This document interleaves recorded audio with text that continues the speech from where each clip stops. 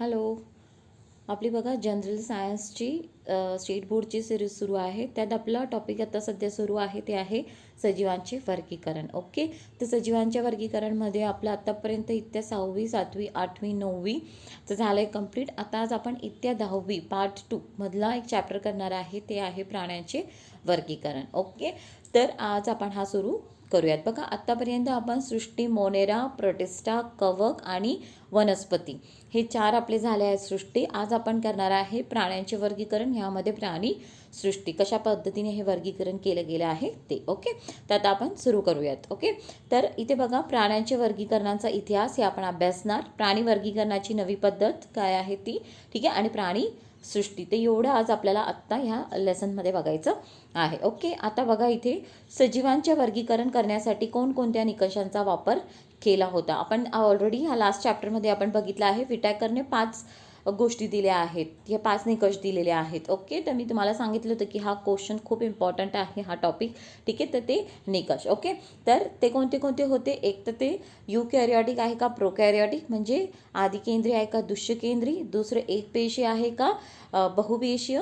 तिसरं त्यांचे पोषण पातळी, म्हणजे कशा पद्धतीचं ते पोषण घेतात, स्वयंपोषी आहे का परपोषी आहे, या पद्धतीने हे काही निकष आपण बघितले होते. ओके. तर आता आपण पुढचा भाग बघणार आहे. आता बघा सजीवचं वर्गीकरण आपण आत्तापर्यंत कशा पद्धतीने बघितलं आहे ते बघूयात. ओके. आता इथे बघा सजीव दिला आहे, तर हा चार्ट आपल्याला फिल करायचा. ऑलरेडी हा चार्ट आपण लास्ट लेक्चरमध्ये बघितला होता. तर सजीवचं सगळ्यात पहिले आपण काय बघितलं होतं, इथे काय येणार दृश्यकेंद्री, सॉरी एक मिनिट, इथे दृश्यकेंद्री नाही येणार. ओके. इथे खाली मोनेरा आहे ना, तर इथे काय येणार आदिकेंद्री, ठीक आहे, प्रोकॅरियोटिक. आणि इथे येणार दृश्य केंद्री, युकॅरियोटिक. आदिकेंद्री एक पेशीय कोणती आहेत, सृष्टी, मोनेरा. आता दृश्यकेंद्रीमध्ये काही असतात एक पेशीय, काही असतात बहुपेशीय. ओके. आता एक पेशीय दृश्यकेंद्री कोणती आहे, सृष्टी, प्रोटिस्टा. कोणती आहे ती, सृष्टी, प्रोटिस्टा. ओके. आता बहुपेशीयमध्ये खाली त्यांनी दिल्या आहेत 2. इथे काय येणार पेशीभित्तिका नसणारे आणि पेशीभित्तिका असणारे आणि पेशीभित्तिका नसणारे. ओके. अशा पद्धतीने. आता पेशीभित्तिका असणारे कोणते कोणते आहेत, ते एक म्हणजे वनस्पती आणि दुसरं म्हणजेच कवक. ओके. वनस्पतीची पेशीभित्तिका बनलेली असते सेल्युलोज आणि पेक्टिन, आणि कवकची बनलेली असते कायटिन. आणि पेशीभित्तिका नसणारे कोणते आहे, प्राणी वर्गीय. ओके. तर हा चार्ट इथे आपण अशा पद्धतीने कंप्लीट केला, इथे दिला आहे बघा. ओके. आता पुढचा भाग बघायचा आहे. वनस्पतीचे वर्गीकरण अभ्यासले आपण लास्ट लेक्चरला, तेच बघितलं होतं. इत्या 9वीच्या याच्यामध्ये आपल्याला वनस्पतीची विविधता समजली. आता आपल्याला काय बघायचं, प्राणींचं वर्गीकरण. तर आपल्याला प्राणी पाहत असाल, काही प्राणी खूप छोटे असतात तर काही खूप मोठे असतात. काही जमिनीवर राहतात तर काही पाण्यात. काही प्राणी सरपटतात तर काही पाण्यात पोहतात किंवा हवेत उडतात, ठीक आहे. काही प्राण्यांच्या त्वचेवर खवले असतात तर काहीच्या त्वचेवर पिसे किंवा केस असतात. अशा प्रकारे प्राण्यांच्या बाबतीतही प्रचंड विविधता दिसून येते. नुकत्याच केलेल्या अभ्यासानुसार पृथ्वीवर, हा पॉईंट एक लक्षात ठेवणार, अंदाजे 7 दशलक्ष प्रकारच्या प्राण्यांच्या प्रजाती असाव्यात असा अंदाज वर्तवला आहे. तर हा एक पॉईंट लक्षात ठेवायचा आहे. अंदाजे किती आहेत ते, पृथ्वीवर अंदाजे 7 दशलक्ष प्रकारच्या प्राणी प्रजाती असाव्यात असं आहे, ठीक आहे.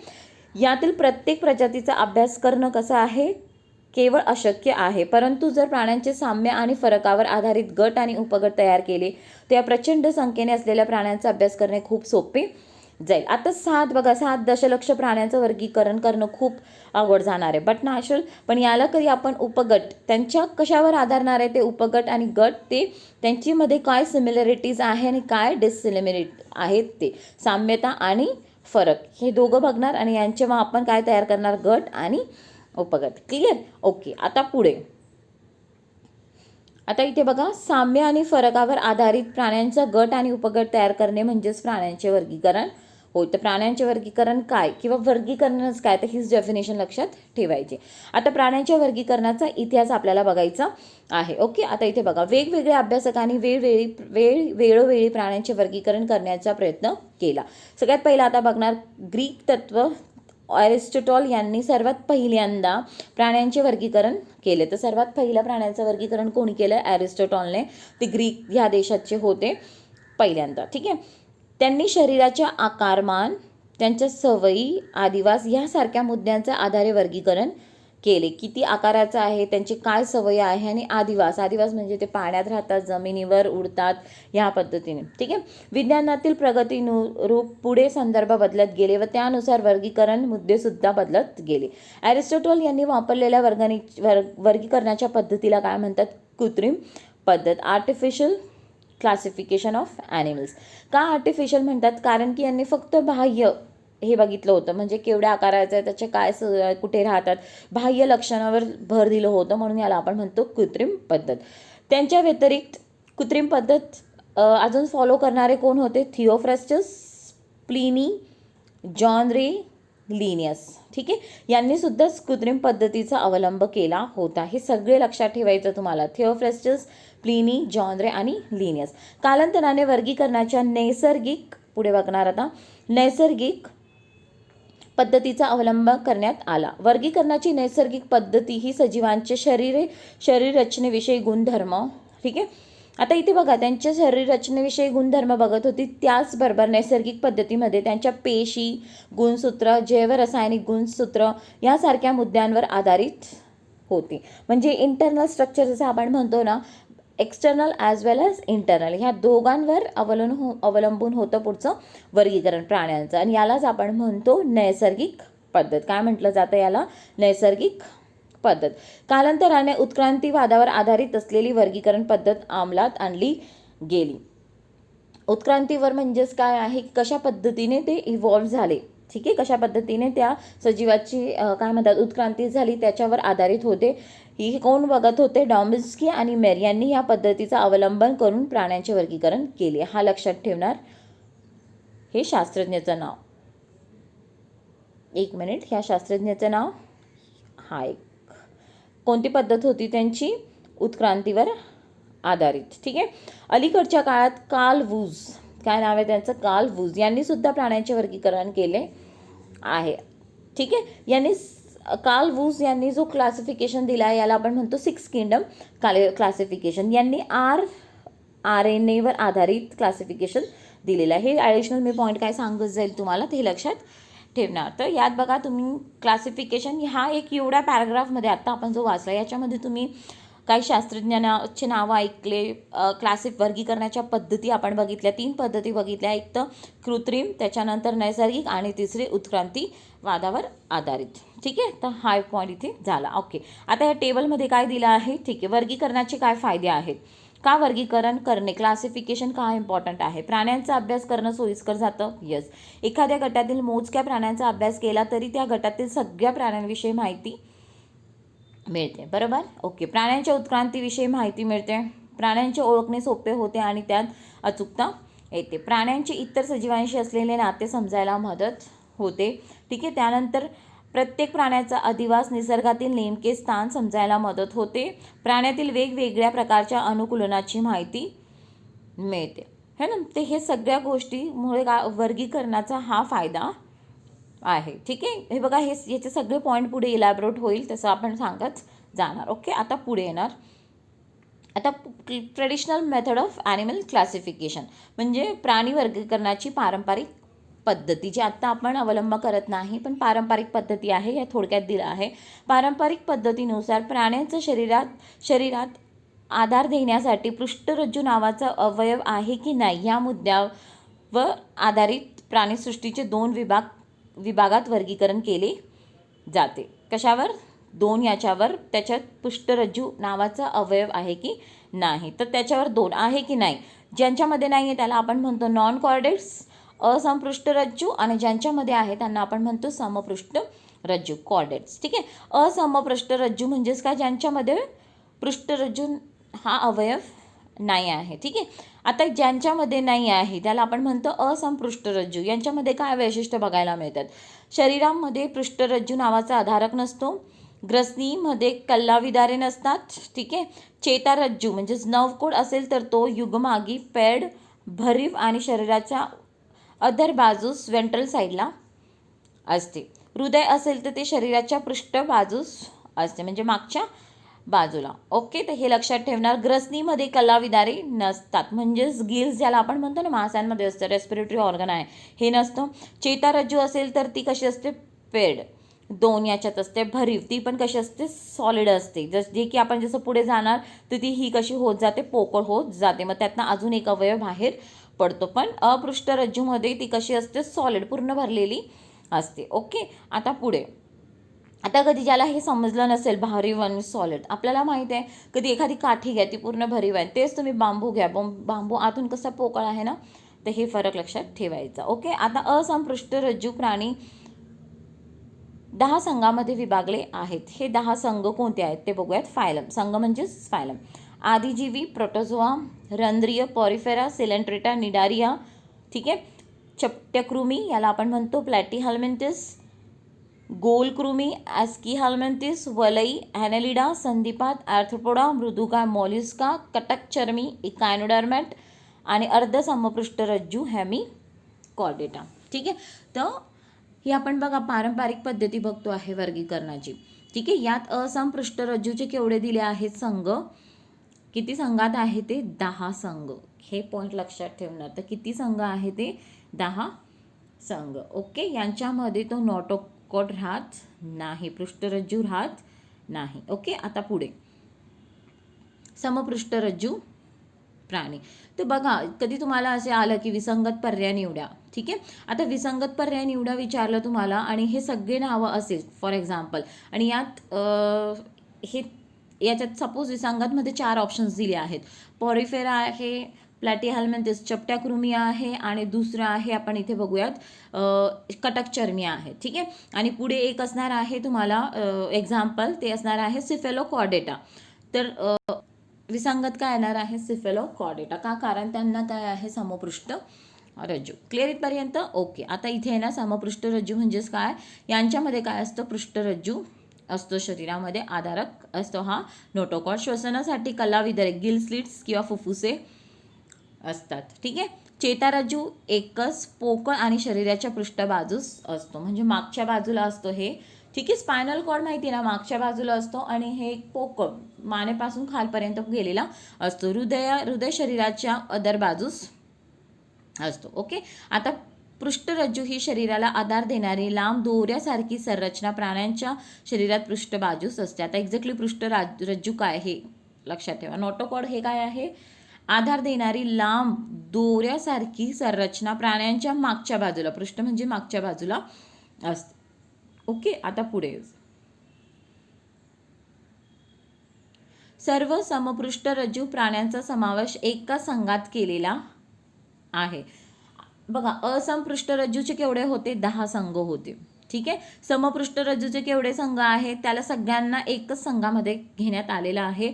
त्या संघाचे नाव सुद्धा काय आहे समपृष्ठरज्जू असे ठेवले गेलेले आहे. समपृष्ठ प्राण्या संघाची विभागणी 3 उपसंघात केली जाते. 3 आपण म्हणतो सब फायलम कोणते आहे ते 3 उपसंघ म्हणजेच काय, युरोकॉर्डेट.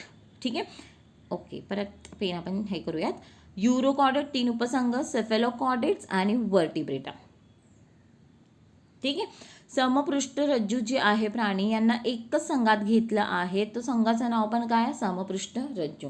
आता या समपृष्ठरज्जूला पण 3 उपसंघामध्ये विभागणी आहे. तर एक आहे युरोकॉर्डेट, सेफेलोकॉर्डेट आणि वर्टिब्रेटा. वर्टिब्रेटा या उपसंघाचे 6 वर्गात वर्गीकरण केले आहे. आता हा जो उपसंघ आहे वर्टिब्रेटा, याचे किती क्लासेस बनले आहेत, 6 वर्ग. किती क्लासेस आहे, 6 वर्ग आहेत. ते 6 वर्ग कोणते आहेत हे बघा.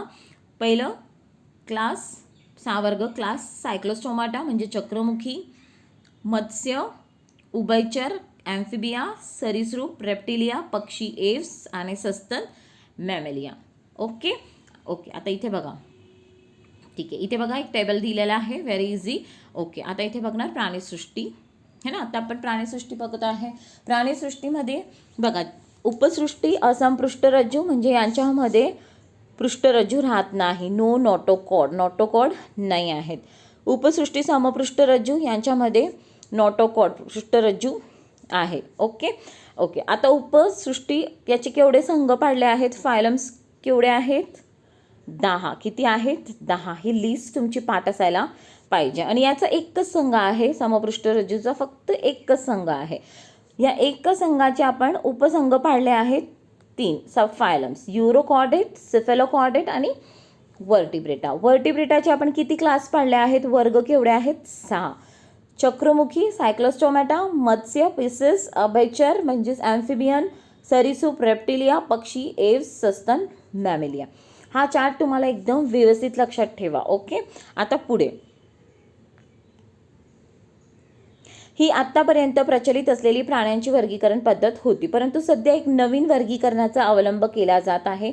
या नवीन वर्गीकरणाच्या पद्धतीचा आपण थोडक्यात आढावा घेऊयात.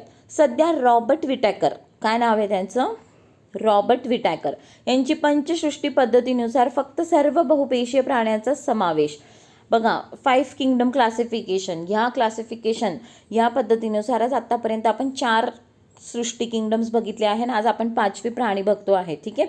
यांनी सर्व बहुपेशीय प्राण्यांचा समावेश, कोणत्या प्राण्यांचा, सर्व बहुपेशीय प्राण्यांचा समावेश कशामध्ये केला आहे, प्राणी सृष्टीमध्ये केला आहे. या पद्धतीमध्ये प्राण्यांचे वर्गीकरण करत असताना हे बघा, ह्या पद्धतीने म्हणजे पंचसृष्टी विटॅकरच्या पद्धतीनुसार जे आपण प्राण्यांचं वर्गीकरण करतो ते यांनी काय लक्षात दिलं आहे, कशावर आधार घेतला, शरीरांचे रचनात्मक संघटन.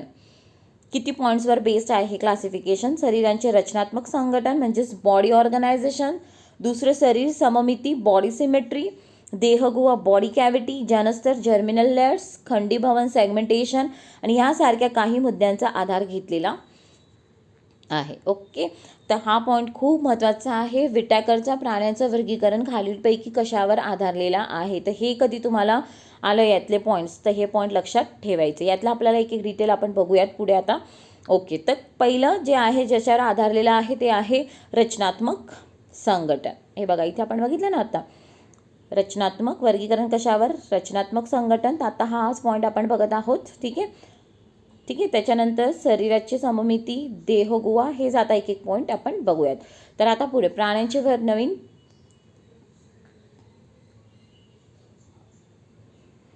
वर्गीकरणाची नवीन पद्धती, वापरलेले आधारभूत मुद्दे, रचनात्मक संघटन, ग्रेड्स ऑफ ऑर्गनायझेशन. ओके.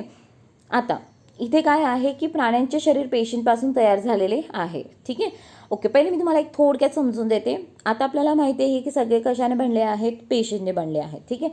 पण काही जे सजीव आहे, हे काहींचे सजीव कसे आहेत की एक पेशी सगळं कार्य करते, त्याला आपण म्हणतो युनिसेल्युलर. ठीक आहे.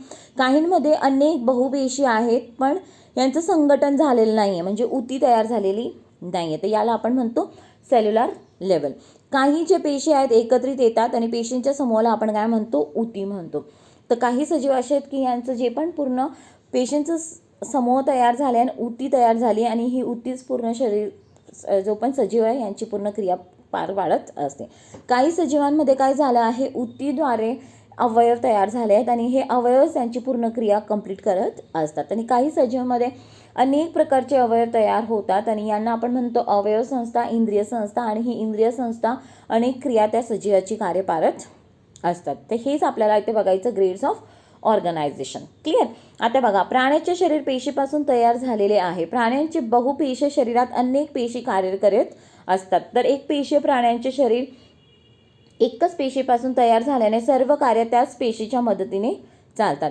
एक पेशीय प्राण्यांच्या शरीराचे संघटन त्याला आपण म्हणतो जीवद्रव्य स्तर, प्रोटोप्लाझ्मिक ग्रेड प्रकारचे आहे.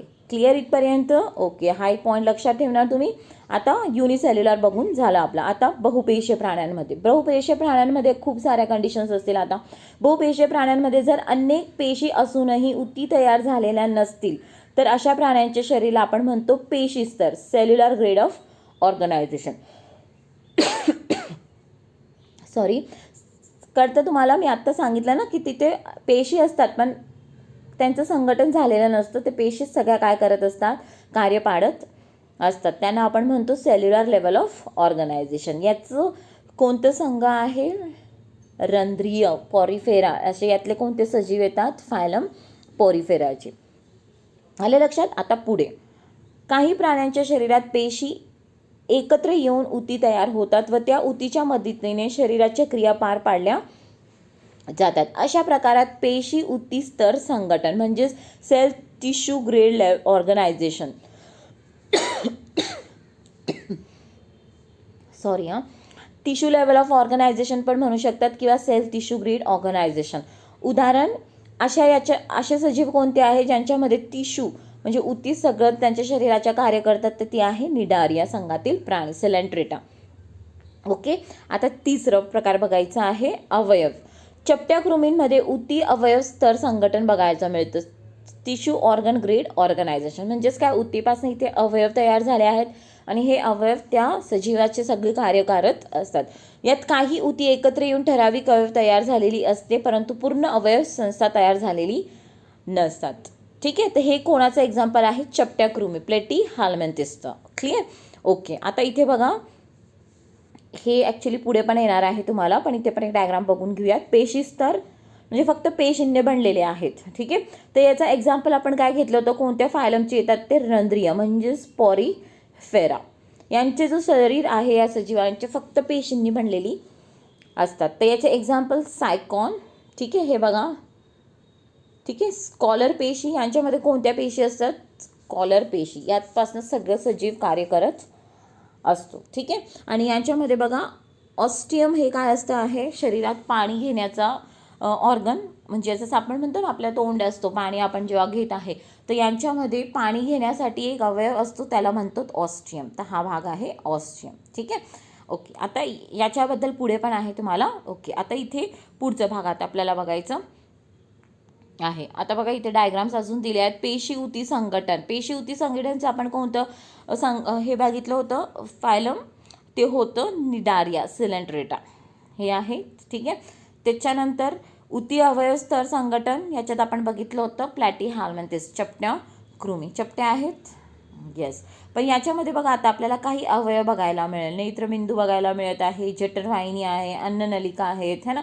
तसं याच्यात आहे का, काहीच आहे. ओके. आता पुढे, आता मानवी शरीर रचना दर्शवली आहे, तिच्यात नामदर्शन करा. मानवी शरीरात तिच्या कोणकोणते अवयव आहे. ठीक आहे. हे काय तर आपल्याला एवढं गरज नाही. ठीक आहे. कवटी, फुफ्फुस, हृदय, जबडा, ठीक आहे, लिव्हर म्हणजे यकृत, स्वादपिंडू, हे मसल्स, हे मांडीचे मसल्स. ठीक आहे. हे सगळं मांडी, हे सगळं त्याचे अवयव आहे. ठीक आहे. तर आपण अभ्यासलेल्या रचनात्मक संघटनाच्या 4 प्रकारातून उरलेल्या सर्व प्राण्यांमध्ये अवयव संस्था स्तर संघटन म्हणजेच ऑर्गन सिस्टीम ग्रिड ऑर्गनायझेशन असते, ज्यामध्ये विशिष्ट कार्यासाठी अनेक अवयव एकमेकांना जोडून अवयव संस्था तयार झालेली असते. म्हणजे जसं आपलं शरीर बघा ना, किती सारे अवयव आहे जे विविध कार्य करत असतात आणि विविध ते कार्य करतात म्हणून आपण एक सजीव आहे ना, ते कार्य करत आहे. तर एक्झाम्पल मानव, बेडूक, खेकडा इत्यादी. क्लिअर इथपर्यंत. ओके. तर पहिला जो पॉईंट होता विटायकरने प्राण्यांचे वर्गीकरण करण्यासाठी, तो घेतला होता लेवल ऑफ ऑर्गनायझेशन. ठीक आहे.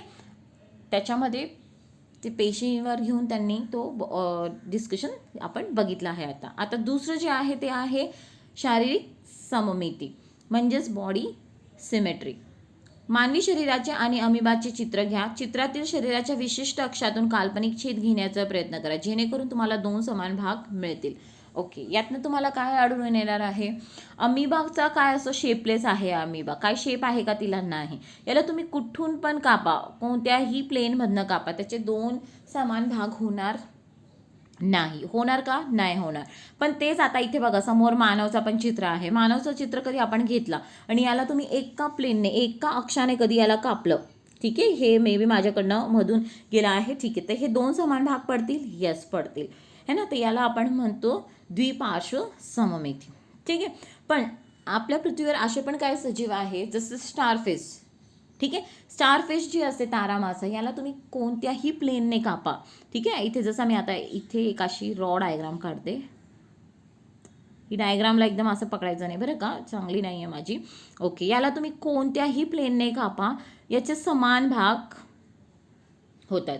ठीक आहे. तर याला आपण म्हणतो रेडियल सिमेट्री. याला मनुष्य आपण कोणत्या सिमेट्रीला येतो, बायलॅटरल सिमेट्री. ओके. अमिबा असममित, त्याचे 2 भाग येत होत नाही. ते हेच आता इथे आपल्याला बघायचं आहे. तर काय आढळून आलं हे बघूयात आता. आता इथे बघा, असममित शरीर, असिमेट्रिकल बॉडी. अशा प्रकारच्या शरीराबाबत असे कोणतेही अक्ष नसतो की ज्यातून छेद घेतल्यास शरीराचे 2 समान भाग विभागले जाऊ शकते. उदाहरण अमिबा, पॅरामोशियम.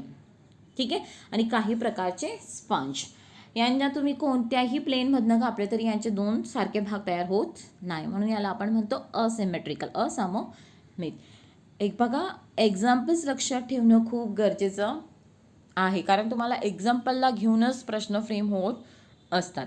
पुढचं अरिय सममिती, रेडियल सिमेट्री.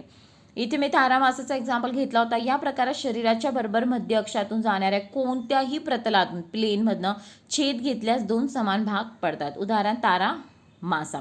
या प्राण्याच्या शरीराबाबत मध्य अक्षातून जाणाऱ्या 5 वेगवेगळी प्रतले आहेत. त्यातून 5 वेगवेगळ्या पद्धतीने छेद घेतल्यास दोन समान भाग मिळू शकतात. किती प्लेन्स आहेत त्याचे 5. तुम्ही कुठनं पण कापा, दोन समान भाग होतील. याला आपण म्हणतो रेडियल सिमेट्री. त्याच्यानंतर द्विपार्श्व सममिती, बायलॅटरल सिमेट्री. या प्रकारात शरीराचा एकच अक्ष असा असतो की फक्त त्या अक्षातूनच काल्पनिक छेद घेतल्यास दोन समान भाग होतात. उदाहरण कीटक, मासे, बेडूक, पक्षी आणि मानव. इथे फक्त एकच प्लेनने, असं नाही का तुम्ही कोणत्याही प्लेनने, जसं आता आपण इथे एक्झाम्पल घेतलं होतं मनुष्याचं. ठीक आहे, मनुष्याचं तुम्ही एकच प्लेनने छेद घेऊ शकता ना, असंच तुम्ही हुबस घेऊ शकतात तरच दोन तुकडे होणार. पण कधी तुम्ही याला ह्या प्लेनने घेतलं तर दोन समान तुकडे होणार का? नाही होणार. तर एकच प्लेनवरनं हे छेद घेतला तरच ते काय होणार, दोन समान भागात विभागणी होते. ओके. आता इथे बघा, असममित शरीर, याला तुम्ही कुठून पण कापा, होणार आहे का? दोन तुकडे समान झाले नाही झाले, असं कापलं नाही झाले, असे नो. ठीक आहे. हे अरिय म्हणजे रेडियल कोणत्याही याच्यातनं कापा, हे बघा हे प्लेन्स दिले आहेत, समान भाग होतात. द्विपार्श्व ही बघा बकरी दिली आहेत, याला कधी तुम्ही समान याच्यात असं कापलं दोन भाग होणार. ओके. तर हे झालं तुमचं सिमेट्रीबद्दल. ओके, सममितीबद्दल. आता पुढचं आद्यस्तर, जनस्तर, जर्मिनल लेयर्स. याच्यामध्ये दोन आपण बघतो, डिप्लोब्लास्टिक आणि ट्रिप्लोब्लास्टिक, द्विस्तरीय आणि त्रिस्तरीय. आता ही डायग्राम पहिले समजून घ्या तुम्ही. ही काय आहे? Germinal layers. ठीक आहे. ओके. आता याच्यात बघा, हा द्विस्तरीय आहे आणि हा त्रिस्तरीय आहे. बहुपेशीय प्राण्यांबाबत त्यांच्या भ्रूण अवस्थेतील वाढीच्या सुरुवातीच्या काळात पेशींचे आद्यस्तर तयार होतात व त्या आद्यस्तरांपासून त्या प्राण्यांच्या शरीराची विविध ऊती तयार होतात. काही प्राण्यांमध्ये फक्त दोन आद्यस्तर, ते म्हणजेच कोणते? बहिस्तर आणि अंतरस्तर, एक्टोडम आणि एंडोडम. ही बघा द्विस्तरीय आहेत, कारण यांच्यामध्ये फक्त पेशींचे केवढे थर आहेत? दोनच थर आहेत. एक तर एंडोडम, हे बघा हा एक भाग आणि हा एक भाग, बहिस्तर. आलं लक्षात? हे आपण आता बघतो आहे, ही डायग्राम जी मी घेतली आता, दिस वन, ही द्विस्तराची होती का? कारण याच्यामध्ये फक्त दोनच आहे, है ना, ही आणि हे. क्लिअर? ओके. पहिले तर हा समजून घ्या, व्हॉट इज जर्मिनल लेयर्स. हे बघा, ज्यावेळेस स्पर्म आणि एग दोघं फर्टिलाइज होतात, काय तयार होतो? झायगोट. झायगोट नंतर काय तयार होतो? हा ब्लास्टोसाइट. ब्लास्टोसाइट नंतर मग गॅस्ट्रुला आणि मॉर्युला. मग काय होतं की ह्या पेशींना आता कार्य देऊन दिलेलं असतं. ह्या गोळांमध्ये जे आपण पेशीचा गोळा असतो, यांना कार्य देऊन दिलेलं असतं की ह्या पेशी हे कार्य करणार, ह्या पेशी कार्य करणार. म्हणजेच काय की तुम्ही ह्या ऊती तयार करणार किंवा यातनं तुम्ही हा अवयव तयार करणार, राईट. तर त्यानुसार काही जे सजीव असतात प्राणी सृष्टीमधील, त्यांच्यामध्ये फक्त किती थर तयार होतात? ह्या इथल्या पेशींचे दोनच तयार होतात, ते म्हणजेच त्याला आपण दोनच थर होतात म्हणून याला आपण म्हणतो द्विस्तरीय. ठीक आहे. काही सजीवामध्ये हे ज्या पेशी आहेत यांचे किती थर तयार होतात? 3 थर तयार होतात. ठीक आहे, म्हणून याला आपण म्हणतो त्रिस्तरीय. आता हे बघा त्रिस्तरीय. त्रिस्तरीय म्हणजेच काय? यांच्यामध्ये ह्या पेशींचे किती थर तयार झाले आहेत? 3 लेयर्स, 3 थर तयार झाले. जो सगळ्यात आतला थर असतो, आतमध्ये बघा जो लाल कलरचा दिसतो पॉइंट, ब्राउनिश रेड, याला आपण म्हणतो एंडोडम. आतमध्ये ना ते. ठीक आहे. मधला जे आहे आता हिरव्या रंगाचं, ते आहे मध्यस्तर, ज्याला आपण म्हणणार मेसोडम. आणि सगळ्यात जो बाहेर आहे बघा ग्रेश कलरचं, ग्रेश ब्ल्यू, याला आपण म्हणतो एक्टोडम. ठीक आहे. तर जे पण त्रिस्तरीय असतात यांच्यामध्ये एक थर एक्स्ट्रा असतो, तो असतो मध्य स्तर. ठीक आहे. आणि बघा ह्या ज्या पेशी आणि ऊती असतात ह्या थरामधल्या, ह्याच काय पुढे जाऊन काय करत असतात? त्या सजीवात लागणारे जे पण काय अवयव असतात हे या पेशींमधनंच काय होत असतात, मग तयार होत असतात. ठीक आहे, आता पुढे जाऊयात. बॉडी कॅव्हिटी, देह गुहा. हे बघा, विटाकरचं जे पण प्राण्यांचं वर्गीकरण आहे कोणत्या निकषावर आधारले आहे ते. तर आतापर्यंत आपण कोणते कोणते निकष बघितले. एक बघितला लेवल ऑफ ऑर्गनायझेशन, ठीक आहे. दुसरं बघितलं सममिती आणि तिसरं बघितलं स्तरांवर, जर्मिनल लेयर्सवर. आता चौथा जो आहे ते आहे देहगुहा, बॉडी कॅव्हिटी. शरीर आणि आतील या दरम्यान असलेल्या पोकळीस देहगुहा म्हणतात. बहुपेश प्राण्यांच्या भ्रूण अवस्थेतील वाढीच्या काळात मध्यस्तरापासून, आत्ता आपण बघितलं मध्यस्तर कोणतं असते, मध्यस्तरापासून किंवा आतड्यांपासून देहगुहा तयार होते. हे विचारलं जाऊ शकतो की देहगुहा कोणत्या थरांपासून तयार होते, तर मध्य स्तरा. अशा प्रकारच्या देहगुहा वलही प्राणीसंघ व त्यानंतरच्या सर्व संघातील प्राण्यांच्या शरीरात असते. वलई म्हणजेच काय, ॲनेलिडा. ॲनेलिडापासून पुढचे जेवढे पण आता आपण बघणार आहे फायलम्स, संघ, प्रत्येकामध्ये काय आहे, देहगुहा असणार आहे.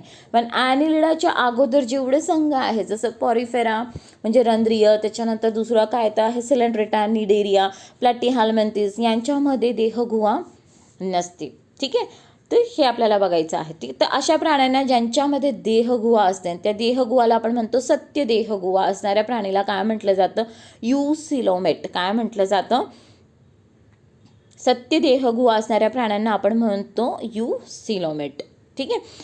रंध्रीय, आता पुढे बघा, रंध्रीय प्राणी निडारिया म्हणजे सिलेंड्रेटा, चपट्या कृमीचा संघ, या संघातील प्राण्यांच्या शरीरात देहगुहा नसते. हा पॉईंट पण लक्षात ठेवा, यांच्यामध्ये देहगुहा नसते. अशा प्राण्यांना आपण म्हणतो असिलोमेट, देहगुहाहीन म्हणतात. आलं लक्षात? ओके. आता पुढे, गोलकृमी शरीरात देहगुहा असते पण ती वर नमूद केलेल्या पद्धतीने तयार झालेली नसते, म्हणून त्यांना खोटी फसवी देहगुहा असे म्हणतात. सुडोसिलोमेट. काय म्हटलं जातं त्याला, सुडोसिलोमेट. क्लिअर इथपर्यंत? तर देहगुहा पहिलेच लक्षात ठेवायचं, हे कोणत्या थरापासून तयार झालेले असते, मेसोडम, मध्यस्तर किंवा आतड्यांपासून.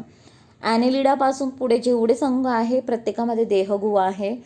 3 जे संघ आहे, पॉरिफेरा म्हणजे रंध्रीय, त्याच्यानंतर निडारिया, त्याला सिलेंड्रेट आपण म्हणतो, आणि चपट्या कृमी म्हणजेच प्लॅटीहेल्मिंथेस, यांच्यामध्ये देहगुहा राहत नाही, म्हणून याला आपण म्हणतो देहगुहाहीन. त्याच्यानंतर येत आहे गोलकृमी, याला आपण म्हणतो नेमॅटोड पण म्हणतो किंवा ॲश्कीहेल्मिंथेस पण म्हणतात इंग्लिशमध्ये. यांच्यामध्ये देहगुहा असते, पण ही देहगुहा जसे आपण म्हणतो ना, देहगुहा कुठून तयार होते, मिसोडम, मध्यस्तरापासून. तर हे जे पण असतात ना ॲश्कीहेल्मिंथेस, यांच्यामध्ये ही जे पण मध्यस्तर असतो ना, हा असं तुटक असतं पॉकेट फॉर्ममध्ये, म्हणून याला आपण म्हणतो सुडोसिलोमेट, आभासी. ओके. आता पुढे, हे एक्झाम्पल्स तुम्ही लक्षात ठेवणार, खूप इम्पॉर्टंट आहे ते. ठीक आहे. आता पुढे, ओके, हे बघा इथे डायग्राम खूप छान दिली आहे, देहगुहा असणारे प्राणी है ना. आता हा जो एक्झाम्पल घेतला आहे हा ॲनेलिडाचा आहे. गांडूळसारखा दिसतो आहे ना, अर्थवॉर्मसारखा, येस, कारण इथे बघा सेगमेंट्स दिसत आहे वलय, त्याच्यामुळे हे ॲनेलिडा. याला कधी तुम्ही 2 भागमध्ये केलं तर असं भाग दिसतोय, ह्या 2 भाग क्रॉस सेक्शन, हा भाग दाखवलेला आपल्याला इथे ब्रॉड दिसते तुम्हाला, हे थर है ना, आणि हा जो व्हाईट कलरचा पार्ट आहे दॅट इज देहगुहा, कॅव्हिटी. ठीक आहे. आता देहगुहा, फसवी देहगुहा असणारे प्राणी, फसवी देहगुहा ही कोणती कृमी घेतली आहे बघा, हे कोणती होती आपण बघितलेली फसवी देहगुहा, कोणामध्ये असते, गोलकृमी, ॲश्कीहेल्मिंथेस किंवा नेमॅटोड म्हणतात. तर यांच्यामध्ये जो मध्यस्तर असतो ना, हा कसा असतो, पॉकेट फॉर्ममध्ये असतो. ठीक आहे. ठीक आहे. आता पुढे, ज्यांच्यामध्ये राहतच नाही देहगुहा, याला कधी कापलं तर तुम्हाला ते दिसणारच नाही. कुठे व्हाईट पोर्शन दिसते का, इथे सफेद काय दिसते का, नाही, म्हणजे यांच्यामध्ये देहगुहा नाही. क्लिअर इथपर्यंत? ओके. आता पुढचा भाग आपल्याला बघायचं आहे खंडीभवन, ज्याच्यावर आपलं आधारले आहे वर्गीकरण, खंडीभवन, बॉडी सेगमेंटेशन. जर प्राण्यांचे शरीर छोट्या छोट्या समान भागात विभागले असेल तर अशा शरीराला खंडीभवित शरीर, सेगमेंटेड म्हणतात. एक मिनटं, इथेच आपण एक डायग्राम बघितली ना, छोट्या छोट्या भागात आहे विभागलेली है ना, ह्या पद्धतीने. सपोज फॉर एक्झाम्पल मी कधी ह्याला आकृती अशी घेतली, ठीक आहे, इथे आहे का बघा, ही आकृती प्लेन आहे है ना, पण इथे तुम्हाला असे सेगमेंट्स दिसत आहेत, तर तर याला आपण म्हणतो खंडीभवन, सेगमेंट्स. ओके. पुढे समान भागात विभागलेली असेल तर अशा शरीराला आपण म्हणतो खंडीभवित शरीर, सेगमेंटेड बॉडी. आणि प्रत्येक छोट्या भागाला, एक छोट्या भागाला काय म्हणतात, खंड म्हणतात. उदाहरण वलई प्राणी संघातील गांडूळ म्हणजेच काय, ॲनेलिडा. संघ कोणता आहे तो, ॲनेलिडा, वलई. ओके. आता पुढे इथे चार्ट फॉर्ममध्ये दिला आहे सृष्टी, ते हे तुम्ही अभ्यास करून घेणार. जसं सृष्टी, प्राणीसृष्टी बघतोय ना, प्राणीसृष्टीमध्ये पेशी भित्तिका नसलेले आणि ते कोणते असतात, बहुपेशीय प्राणी. शरीर संघटन, पेशी स्तर, उती अवयव स्तर, त्या पद्धतीने असममित शरीर, अरियसममित, द्विपार्श्वसममित, हे सगळं आता बघितलं. देहगुहा शरीर, देहगुहाहीन म्हणजे नाही आहे, देहगुहाहीन शरीर. ठीक आहे. फसवी देहगुहा, खरी देहगुहा, अशा पद्धतीने. मग प्राणीसंघ, रंध्रीय, निडारिया, चपटी, ते हे सगळं दिलं आहे. Very nice chart. हे चार्ट तुम्ही बघून घ्या व्यवस्थित. ओके. ऑलरेडी मी तुम्हाला हे सगळं एक्सप्लेन केलं आहे. आता एक एक प्राणीसंघ दिलेला आहे आपल्याला, है ना.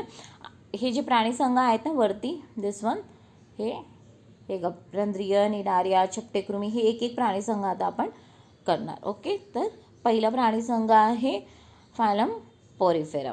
तर एक पॉईंट लक्षात ठेवणार की विटॅकरचं जे पण सजीवांचं वर्गीकरण होता ते कोणत्या म्हणजे याच्यावर आधारलेला होता ते तुम्हाला लक्षात ठेवायचं आहे. ठीक आहे. तर आता पहिला प्राणीसंघ जो रंध्रीय, पोरिफेरा. ओके.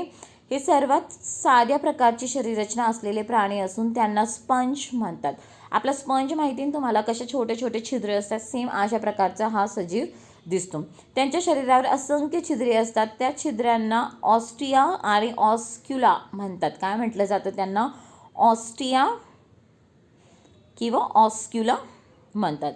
हे कुठे पण सापडतात तुम्हाला, पॉरिफेरा हे जे पण सजीव आहे या संघातील. ठीक आहे.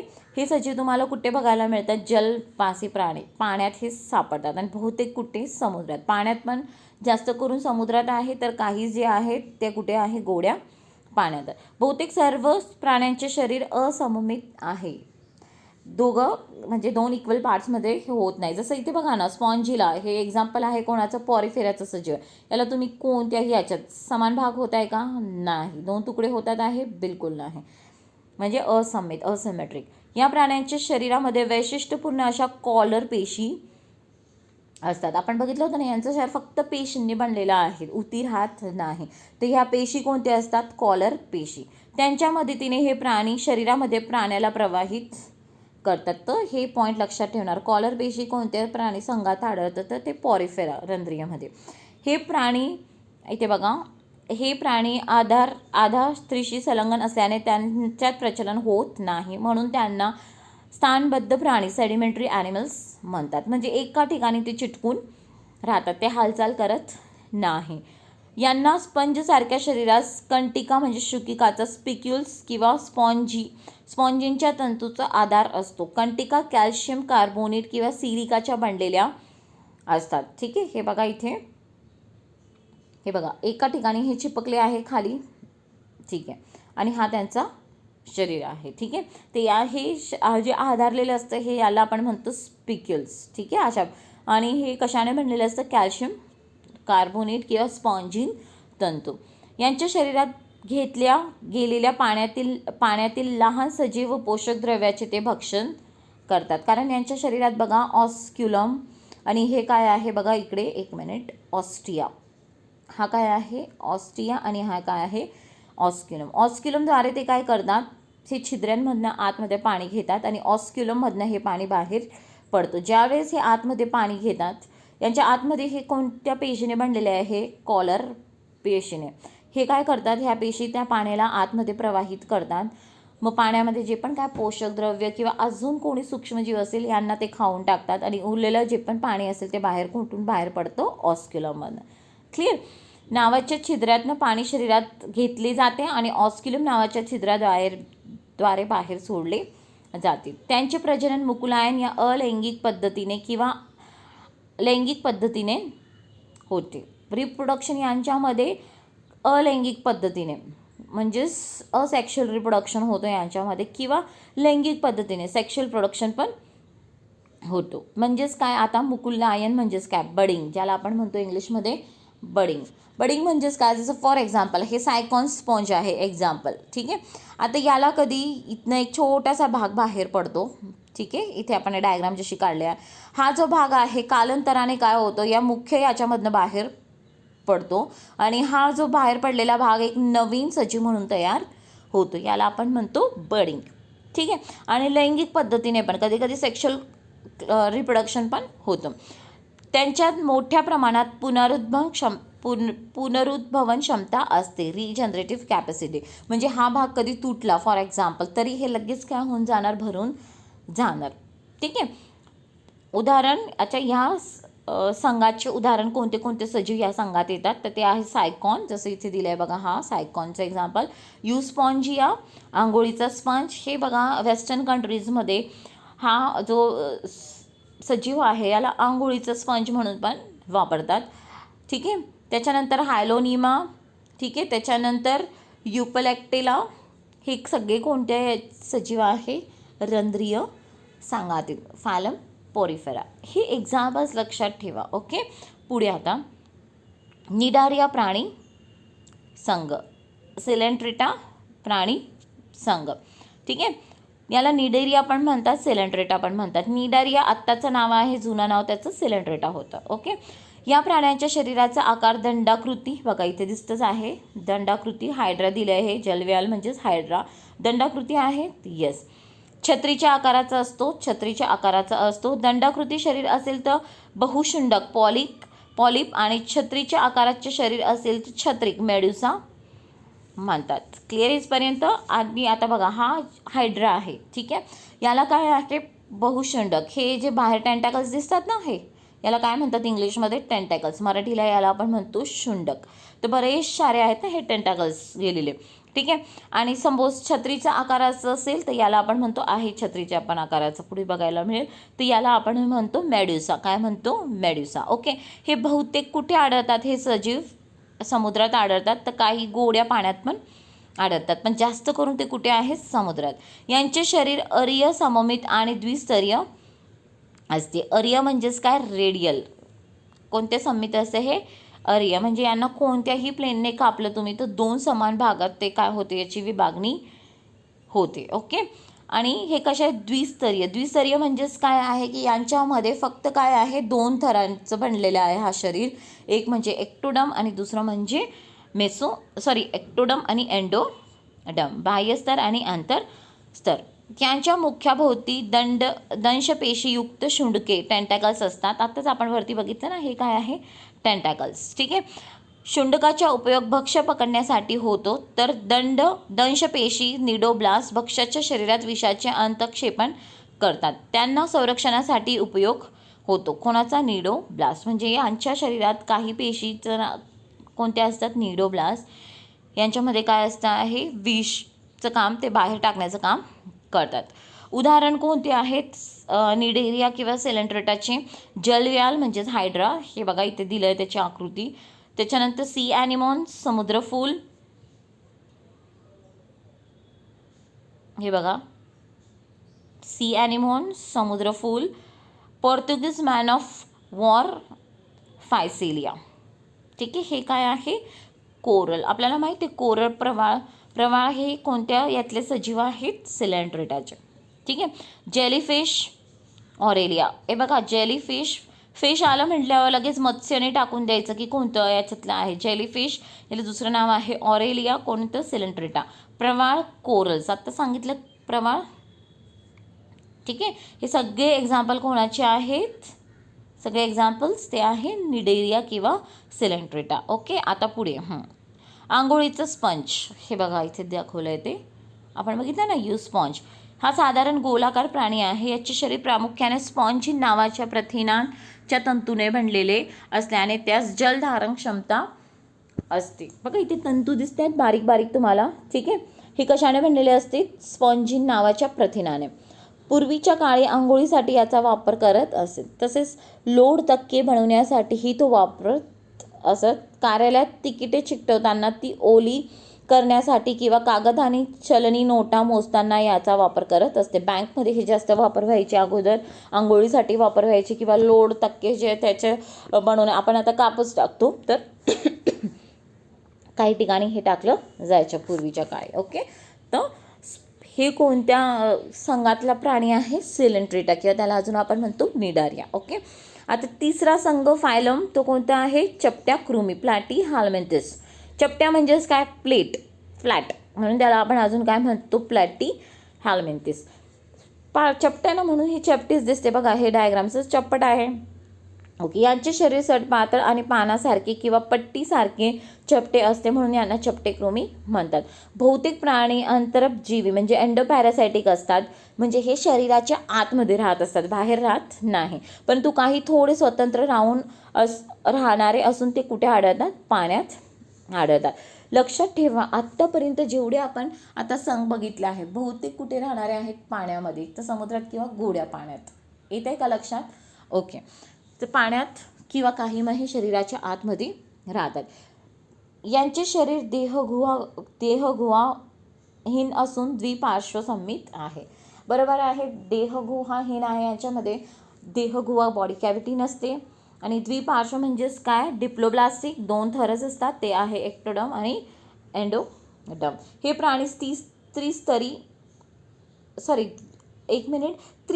असतात. त्रिस्तरी म्हणजेच काय? 3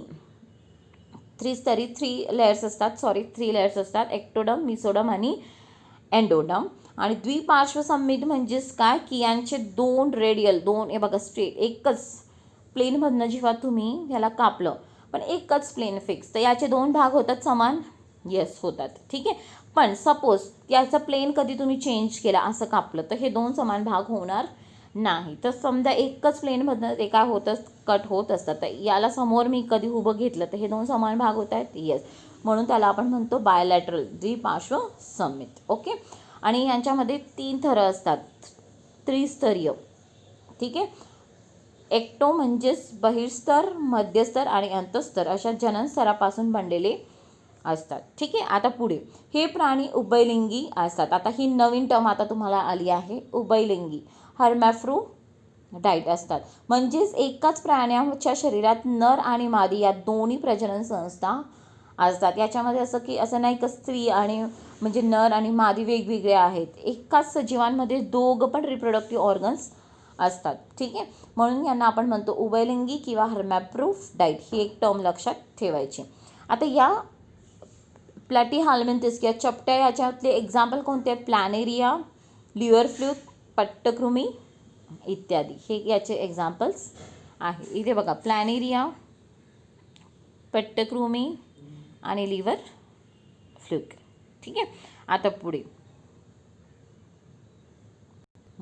आता हे बघा, बॉक्स बघून घेऊयात. समुद्रामध्ये प्रवाळ खडक असतात. ओके, हे खडक म्हणजे निडारिया संघातील प्राण्यांची मोठी वसाहत असते. आत्ताच आपण पहिले जो संघ बघितला होता ना या अगोदर, निडारिया, सिलेंट्रेटा, त्या संघातील हे प्रवाळ असतात. यांच्या खडकापासून कोरल, पोवळे ह्या प्रकारचे रत्न आणि आयुर्वेदिक औषधामध्ये वापरले जाणारे प्रवाळ भस्म तयार केली जातात. बघा, प्रवाळ भस्म अशी पण मिळते, किंवा गुलकंद प्रवाळयुक्त असतो ते, किंवा पोवळे ऑरेंज कलरचा बघा, बरेच जण हातात अंगठी म्हणून घालतात, अशा रंगाचा असतो तो पोळ, तर हे घातले जातात रत्न म्हणून, कोरल्स. ठीक आहे, आता पुढे नेक्स्ट फायलम जो आहे तो आहे गोलकृमी, ॲस्की हाल्मेंथिस. गोलकृमी बघा, याचा आकार कसा आहे? गोल दिसतो आहे. येस, या प्राण्यांचे शरीर लांबट, बारीक धाग्यासारखे किंवा दंडगोलाकार असते, म्हणून त्यांना काय म्हणतात? गोलकृमी. ठीक आहे, धाग्यासारखे, म्हणून याला अजून दुसरं काय म्हटलं जातं? नेमॅटोड. काय म्हटलं जातं? या संघाचं दुसरं नाव काय आहे? नेमॅटोड. एम आहे. हां, ठीक आहे. हे प्राणी स्वतंत्र राहणारे किंवा अंतरजीवी असतात. एकटे राहतात, फ्री लिव्हिंग असतात, किंवा शरीरात जातात, एंडोपॅरासायटिक असतात. स्वतंत्र राहणारे प्राणी हे जलवासी किंवा भूचर असू शकतात. या प्राण्यांचे शरीर त्रिस्तरीय म्हणजे 3 लेयर्स असतात. ठीक आहे, आणि त्यांच्या शरीरात आभासी देहगुहा असते. आभासी आपण बघितलं होतं, असत्य, सुडोसिलोम ठीक आहे. कोणाची असतात, कोणत्या संघातील प्राण्यांची देहगुहा ही आभासी असते किंवा खोटी असत्य असते, तर ते कोणाची आहे? ॲस्की हेल्मिंथिस गोल कृमी. या कृमीचे शरीर अखंडित असून त्याभोवती भक्कम उपचर्म असते. हे एकलिंगी असतात. एकलिंगी म्हणजेच काय, आत्ताच आपण बघितलं होतं. एकलिंगी म्हणजेच काय की याच्यामध्ये स्त्री आणि पुरुष म्हणजे नर आणि मादी हे वेगवेगळे असतात. उभयलिंगीमध्ये आपण काय बघितलं की एकाच शरीरात दोघं असतात, नर मादीचे दोघं रिप्रोडक्टिव्ह सिस्टम असतात. पण याच्यामध्ये नाही, नर आणि मादी वेगळे वेगळे असतात. हे बघा, ठीक आहे. आणि एक पॉईंट इथे अजून लक्षात ठेवा, नरपेक्षा मादी ही लांब असते. ही मादीचा जंत आहे, हा नरचा जंत आहे, म्हणून याला आपण म्हणतो एक लिंगी. आणि नरपेक्षा मादी ही कशी असते? उंच असते. एक्झाम्पल्स, पोटातील जंत ॲस्कॅरिस. लहान मुलांमध्ये बघा ॲस्कॅरिस हा आजार होतो, पोटांचे जंत होऊन गेलेले असतात. हत्तीपाय रोगाचा जंत फिलॅरिया, ठीक आहे. डोळ्यातील जंत लुआ इत्यादी. हे लक्षात ठेवा. पोटातील जंत ॲस्कॅरिस, हत्तीपाय रोग जंत फिलॅरिया, डोळ्यातील जंत लुआ. आणि हे सगळी कोणत्या संघातील सजीव आहे? ॲस्की हेल्मिंथिस गोल कृमी. आलं बघा. तुम्हाला क्वेश्चन असं पण फ्रेम होऊ शकतो, एखाद्या जंताचं नाव घेतील आणि हे सगळे गुणधर्म देतील, तरी तुम्हाला ओळखायचं किंवा हे, ठीक आहे. तर अशा पद्धतीने क्वेश्चन फ्रेम होऊ शकतात. पुढे आता, मानवामध्ये टेपवर्मचा संसर्ग, गवत खाणाऱ्या शेळी, मेंढी या प्राण्यांमध्ये लिव्हर फ्लूचा संसर्ग कसा होतो आणि तो होऊ नये म्हणून काय काळजी घ्यावी? लिव्हर फ्लूक आत्ताच आपण बघितलं, कोणत्या संघातील सजीव आहे हा? कोणत्या? प्लॅटिहेल्मिंथिस, चपट्याकृमी है ना. टेपवर्म चपट्याकृमीचा आहे. तर हे आपण बघितलं होतं, हे काय आहे? आंतरजीवी म्हणजे एंडोपॅरासाइट. हे शरीरा आतमध्ये राहून पण जगत असतात, ठीक आहे. पोटातील जंत आताच आपण बघितलं ना, ॲस्कॅरिस. हत्ती पायचा जंत फिलॅरिया. किंवा वनस्पतींना पण असे संसर्ग करणारे जंत कोणते आहेत? गोलकृमीचे. म्हणजेच आता आपण बघितलं ते ॲस्की हेल्मिंथिस. याच्यासाठी हा काय उपयोग? बघा, लहान मुलांमध्ये पोटातील जंत हे नाही होण्यासाठी बरेच काय होतं, पोटातील जंत जेव्हा होतात तर मुलं जे असतात यांची वाढ चांगली होत नाही किंवा यांच्यामध्ये रक्ताची कमी होत नाही. तर आपली सरकार पण याच्यासाठी प्लॅन आहे त्यांचा की प्रत्येक 6 महिन्यामध्ये त्यांना गोळ्या दिल्या जातात, घरोघरी जातात ह्या अंगणवाडी किंवा आशा वर्कर्स आणि गोळी देतात. ती गोळी कोणती असते? अल्बँडेझॉल. कोणती गोळी दिली जाते? सॉरी, एक मिनिट रफ करते अगेन. अल्बँडेझॉल ही गोळी दिली, ही डी आहे. ओके. इथे आपल्याला खूप डिटेल नाही घेता येत आहे कारण आपल्याला फक्त स्टेट बोर्ड कंप्लीट करायचं आहे, पण स्टील ही गोळी लक्षात ठेवा तुम्ही. ओके. आता पुढे फायलम ॲनिलिडा. आता पुढचा जो संघ आहे तो कोणता आहे? वलयी प्राणी संघ, फायलम ॲनिलिडा. हे प्राणी कसे असतात? आता जसं तुम्हाला माहिती आहे गांडूळ, अर्थवॉर्म कसे दिसतात, ठीक आहे, हेच, ठीक आहे. हे प्राणी लांबट दंडाकृती असून त्यांच्यात काय? खंडखंडी भवन, मेटामॅरिक सेगमेंटेशन आढळते, म्हणून त्यांना खंडीभूत कृमी, सेगमेंटेड वॉर्म्स म्हणतात. एकदम आपण लेक्चरला स्टार्टिंगला एक अर्थवॉर्मची डायग्राम बघितली होती आणि यांना असे खंड असतात, तर यांना आपण म्हणतो सेगमेंट, खंड किंवा मेटामॅरिक. आणि ह्या जी एक याला काय म्हटलं जातं? मेटामॅरिक सेगमेंटेशन. समान आकाराचे असतात ते. बहुतेक प्राणी स्वतंत्र राहणारे असतात, पण काही बाह्य परजीवी एक्टोपॅरासाइटिक स्वतंत्र राहणारे प्राणी समुद्री किंवा गोड्या पाण्यात आढळणारे किंवा भूचर असू शकतात, है ना. आपण बघतो जे पण अर्थफॉर्म गांडूळ असतो जमिनीत तुम्हाला बघायला मिळते, भूचर है ना, पण हे काही पाण्यांमध्ये पण असतो. किंवा काही जे असतात बाह्य परजीवी, बाहेर म्हणजे प्राण्यांवर बाहेरच्या बाजूला, शरीराच्या आत नाही, बाहेर ते चिटकून बसतात, ठीक आहे. पुढे एक्झाम्पल येणारच, मी तुम्हाला सांगेलच. जसं तुम्हाला माहिती आहे जळू, लीच ही बाहेरून रक्त खेचत असते शरीराच्या, ठीक आहे. हे प्राणी स्त्रीस्तरीय म्हणजे ट्रिप्लोब्लास्टिक 3 थर असतात, ठीक आहे. द्विपार्श्व म्हणजेच काय आहे? Bilateral symmetry. आता गांडूला कधी तुम्ही ह्या पद्धतीने ह्या प्लेनने काटलं तर हे दोघं समान तुकडे होणार नाही, पण ह्या प्लेनने, अशा प्लेनने कधी तुम्ही कापलं त्याला उभ्या तर 2 समान तुकडे होतात. आणि सत्य देहगुहायुक्त आहे, म्हणजे हे काय आहे? सिलोमेट. काय आहे ते? सिलोमेट. आपण बघितलं होतं ना, ॲनिलिडापासून पुढचे आता जेवढे संघ आहेत त्यांच्यामध्ये देहगुहा युक्त हे प्राणी आहे, सिलोमेट प्राणी आहे. यांच्या प्रचलन होण्यासाठी द्रुडम, एक मिनिट इथे आपण रफ करूयात पुढे. यांचे प्रचलन म्हणजे हालचाल, प्रचलन म्हणजेच काय? हालचाल होण्यासाठी द्रुडरोम सिटे पॅरापोडिया किंवा चूषक सकर्स यासारखे अवयव असतात. ठीक आहे. यांच्या सर्व भागभोवती विशिष्ट उपचर्म क्युटिकल राहत असते, त्वचा असते. हे प्राणी काय आहे, उभयलिंगी किंवा एकलिंगी असतात. म्हणजे काही नर मादी वेगवेगळे पण असतात किंवा एकाच सजीवमध्ये दोघं पण म्हणजे स्त्री आणि नर आणि मादी हे दोघं रिप्रोडक्टिव्ह सिस्टीम असतात. तर दोघं प्रकारचे याच्यात बघू मिळते. उदाहरण कोणते आहे ह्या वलयी प्राणी संघाचे अत्व. ठीक आहे. लीच, जळू माहिती आहे तुम्हाला. ही बघा बरेच आयुर्वेदिक डॉक्टर्स पण याचा वापर करतात.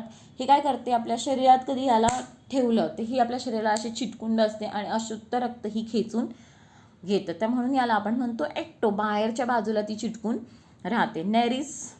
ठीक आहे. हे सगळे काय आहे, फायलम ॲनिलिडा वलयी प्राणी संघाचे उदाहरण आहे, हे लक्षात ठेवणार. ठीक आहे. आणि लीचचं अजून खूप महत्त्व आहे. एक आहे हिच्या जो पण सलायवरी ग्लँड्स असतात. सलायवरी म्हणजेच काय, थुंक ग्रंथी असतात. याच्या थुंकमध्ये एक प्रोटीन असतो ज्याला आपण म्हणतो हिरुडिन. काय प्रोटीन असतो याच्यामध्ये, हिरुडिन. आणि हिरुडिन याचा उपयोग आपल्यामध्ये कशासाठी केला जातो, अँटीकोॲग्युलंटमध्ये, रक्त गोठू देत नाही ते म्हणून. ठीक आहे. ओके. आता पुढे वलयी प्राणी संघातील काही एक्झाम्पल्स दिलेत बघा. यांना गांडूळ दिलं आहे. ठीक आहे. ही जळू आहे बघा, लीच. ठीक आहे. आणि हे काय, नेरिस. ओके. पुढे आता बघा, गांडूळला काय म्हटलं जातं, शेतकऱ्याचे मित्र म्हटलं जातं. कारण ती जमिनी एकतर पोखरते पण आणि तिच्यापासून काहीतरी असं चिकट द्रव्य बाहेर पडत असतं. त्याच्यामुळे जे पण जमिनीचा पोत जो असतो तो काय होतो, चांगला होतो आणि सुपीकता वाढते. ठीक आहे. आणि बघा पुढे हे पण दिलं आहे त्यांनी, जळू या प्राण्याचा आयुर्वेदामध्ये कसा उपयोग होतो. ऑलरेडी मी तुम्हाला सांगून दिलं आहे ते. आता फायलम आर्थ्रोपोडा, संधिपात प्राणी संघ. फायलम आर्थ्रोपोडा या प्राण्यांना छोट्या तुकड्यांना जोडून तयार झालेली उपांगे असतात, म्हणून यांना संधिपात प्राणी म्हणतात. छोटे किंवा तुकडे हे सगळे जोडून तयार झाले आहेत म्हणून यांना आपण म्हणतो संधिपात. पृथ्वीवर या संघातील प्राण्यांची संख्या सर्वात जास्त आहे, हा पॉईंट लक्षात ठेवणं व्हेरी इम्पॉर्टंट.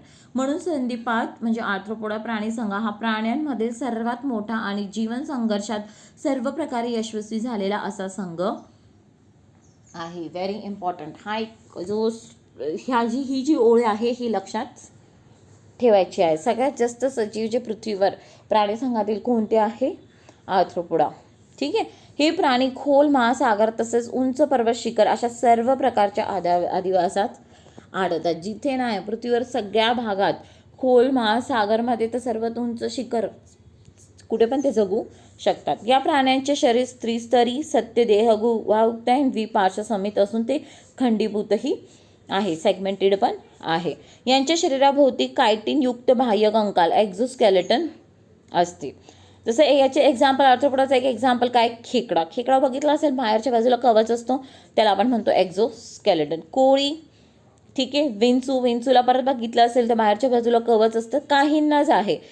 यांच्या शरीराभोवती काही नाही, प्रत्येकाला हा एक्झोस्केलेटन नसतो. झुरळला आहे बघा, झुरळच्या वरचा जो भाग असतो.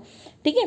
ते हे प्राणी एकलिंगी असतात, म्हणजे नर आणि मादी हे वेगवेगळे असतात. ते हे एक्झाम्पल लक्षात ठेवा. कोळी, विंचू, गोम, झुरळ, फुलपाखरू हे काय आहे, सगळे आर्थ्रोपोडाचे. हे बघा इथे बरेच जण कन्फ्यूज कुठे होतात, गोम हे कोणाला कशामध्ये घेऊन घेतात, ॲनलिडामध्ये, कारण ते तुम्हाला असं गांडूळसारखे दिसते म्हणून घेऊन घेतात, पण हे गोम कोणामध्ये आहे, आर्थ्रोपोडा. क्लिअर. ओके. पुढे आता तर सर्वात मोठा प्राणी संघ कोणता आहे, आर्थ्रोपोडा. ठीक आहे. आता पुढे याचे एक्झाम्पल्स बघा. आता कायटिन काय आहे, व्हॉट इज कायटिन. हे काय आहे, कॉम्प्लेक्स जटिल शर्करा, कॉम्प्लेक्स शुगर होमोपॉलिसॅकराइडने हे बनलेली असते. ते असतं ॲन ॲसिटिल ग्लुकोसामाइन. ठीक आहे. ओके. तर इथे बघा एक्झाम्पल्स दिले आहे, फुलपाखरू, विंचू, पैसा.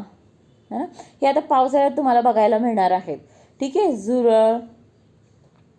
ठीक आहे. आता पुढे की मानवाला होणारे फायदे काय आहे बघा. फुलपाखरू जे आहे किंवा आपले हनी बीज जे आहेत याच्यामुळे पॉलिनेशनला मदत होते, हे सगळे आहेत त्याचे फायदे. काही औषधासाठी महत्त्वाचे आहेत, तर हे जरुरी आहेत. ठीक आहे. आता पुढे मृदुकाय प्राणी. ओके. मृदुका प्राणी संघ. फायलम मॉलिस्का. मॉलिस्का नावच कसं सॉफ्ट आहे ना, हे प्राणी पण कसे असतात, मृदू असतात. या प्राण्यांचे शरीर मऊ बुळबुळीत असून यांचं मृदुका प्राणी म्हणतात. या प्राण्यामधील दुसरा सर्वात मोठा हा संघ, पहिला आर्थ्रोपोडा होता, दुसरा सर्वात मोठा प्राणी संघ कोणता आहे, मॉलिस्का. हे प्राणी जलचर किंवा भूचर असतात, एक जलामध्ये पण राहतात किंवा भूभागावर पण असतात. जलचर मृदुकाय प्राणी हे बहुतेक समुद्रात राहणारे असतात, परंतु काही गोड्या पाण्यातही आढळतात. आलं लक्षात. हे बघा, बहुतेक समुद्रात राहतात पण काही गोड्या पाण्यात पण आढळतात. यांचे शरीर कसे आहे, त्रिस्तरीय, देहगुहयुक्त, अखंडित आहे हे, ठीक आहे, आणि मृदू असते. याच्यात एक्झाम्पल कोणते आहेत, गोगलगाय प्राणी वगळता सर्वांचे शरीर द्विपार्श्व सममित दाखवते. फक्त ह्या संघामधील, मॉलिस्का संघामधील प्रत्येक कोणतं हे दाखवतात, द्विपार्श्व सममित, बायलॅटरल सिमेट्री, एक्सेप्ट गोगलगाय स्नेल. यांचे शरीर बघा, डोके, पाय आणि आंतरांग, विसरल मास अशा 3 भागांनी विभागलेले असते. ठीक आहे. आता पुढे अंतरांग सहती म्हणजेच त्याला आपण म्हणतो प्रावर. या पटली संरचनेने आच्छादलेली असून ते प्रावर कठीण कॅल्शियम कार्बोनेट युक्त संरक्षण कवच स्रावित करते. कवच हे शरीराभोवती किंवा शरीरामध्ये असते तर काहींमध्ये ते नसते. हे बघा लक्षात ठेवा. 3 यांचा जो शरीर आहे कशामध्ये विभागलं गेलं आहे, डोकं, पाय आणि आंतरांग सहती. ठीक आहे. अंतरंग सहतीचं आता पुढे एका डिस्क्रिप्शन दिलेलं आहे. याला काय म्हटलं जातं, प्रावर, मेंटल. आणि हे काय करत असतं, काही सिक्रेट स्रावत असतं, ते कशाने बनलेलं असतं, कॅल्शियम कार्बोनेट. आणि हे मग काय करत असतं, काही कवच तयार करून घेत असतं ह्या. ठीक आहे. पण हे सगळ्यांमध्ये होत नाही, पण याच्यामध्ये जसं शिपला, याच्यामध्ये हे प्रावर तयार होतो. गोगल मायमधला बाहेरचा हा कवच आहे, हे कशामुळे तयार झाला आहे, प्रावरमुळे. ठीक आहे. हे जे प्राणी आहेत कोणते आहे, एकलिंगी असतात. उदाहरणं आता ह्या याचे कोणते कोणते आहे, कालव, शिपला म्हणजे द्विपुट, गोगलगाय आणि ऑक्टोपस मासा पकडतात बरेच जण, पण नाही, ऑक्टोपस हे कोणत्याही ह्याच्यातले आहे, मॉलिस्कामधले आहेत. ठीक आहे. ओके. आता हे खूप हुशार प्राणी समजला जातो ऑक्टोपस. ठीक आहे. आता पुढे ऑक्टोपस हा असंपृष्ठरज्जू प्राण्यामध्ये सर्वात हुशार प्राणी आहे. तो स्वतःचा रंग बदलू शकतो. आताच आपण बोललो ना, असंपृष्ठरज्जूमधला आहे पण हा. ठीक आहे. पृष्ठरज्जूमध्ये सर्वात हुशार प्राणी कोण आहे, आपण मानव. तर असंपृष्ठरज्जूमध्ये कोण आहे, ऑक्टोपस. माहिती आहे तुम्हाला, ते फुटबॉलच्या मॅचेस असायचे तर त्याच्यात ऑक्टोपस बाबा म्हणायचे, तो सांगायचा आज कोणती मॅच जिंकणार नाही ते, है ना. ऑक्टोपस हा बघा आता, हा पोहणे, सरपटणे, चालणे ह्या 3ही प्रकारच्या हालचाल करू शकतो. ठीक आहे. आता ऑयस्टर माहिती, मोती, आर्टिफिशियल नाही, ऑयस्टर जे असली मोती असतात, हे आपल्याला कुठून मिळतं, शिपला. हे बघा, शिपला हा आतमध्ये दाखवलं आहे, मोती शिपल्यापासून मिळतो. कसे मिळवता याची माहिती इंटरनेटवरनं वाचायची. कसं असतं माहिती का, ज्या वेळेस या शिपल्याच्या आतमध्ये रेती जाते, ही रेती गेल्यानंतर हे जे पण मेंटल प्रवार असतं ना, हे कॅल्शियम कार्बोनेट सिक्रीट करायला लागतं, मग त्यातनं पुढे काय तयार होतो, मोती. ठीक आहे. आता पुढे, आता आज आपण एवढेच करतो ह्या लेक्चरमध्ये. पुढचे आता आपण नेक्स्ट लेक्चरमध्ये घेऊया संघ. ठीक आहे. तर इथे कंप्लीट होतो आहे आपला. आज आपण कोणत्या संघापर्यंत घेतला आहे, मॉलिस्कापर्यंत. ठीक आहे. पुढून आता कटक चर्मी म्हणजे इकानोडर्मेटपासून पुढे प्राणीसृष्टी कंप्लीट करूयात. ओके. थँक्यू.